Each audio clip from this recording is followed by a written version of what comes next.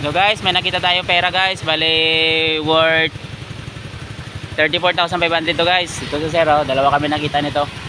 So, Eden Store yung may-ari. Kung sino ka ba Eden Store? Ito yung pera mo. Oh. Ano kayo maganda ito sir?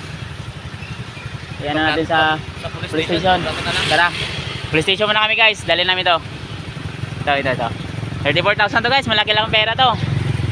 Sige, Jan's Vlog nagbabalik po. Ayun nga guys, Jan's Vlog nagbabalik dito sa police station guys. Kasi isasauli natin yung ito, pulutan din sa daan.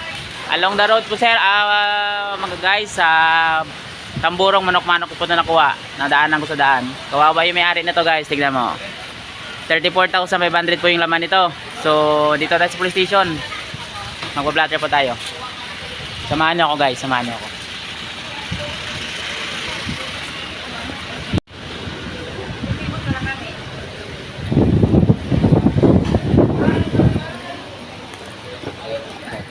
Blatter ako sir.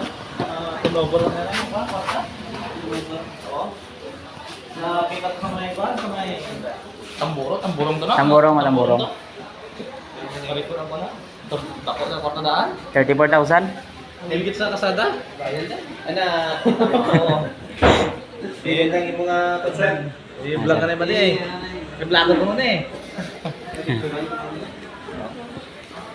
So ayan guys, i-turnover natin dito sa Nibigit sir, kwarta? Uy, sila ko pulot? Sila ko? May pangalan? Apa, Eden Store? Ano may ko na? Eden Store. So Eden Store. Ay! So ayun, sa may-ari ng pera na to, pakipuntahan na po dito sa sa police station ng Malay sa Boracay para makuha mo yung pera. Ano? Pasulat na lang po sir ng pangalan mo tsaka number. Very short. Para ma-record natin na turnover ka. Pero hindi. Diyan Sa Facebook at sa YouTube, oo. para matag ka na.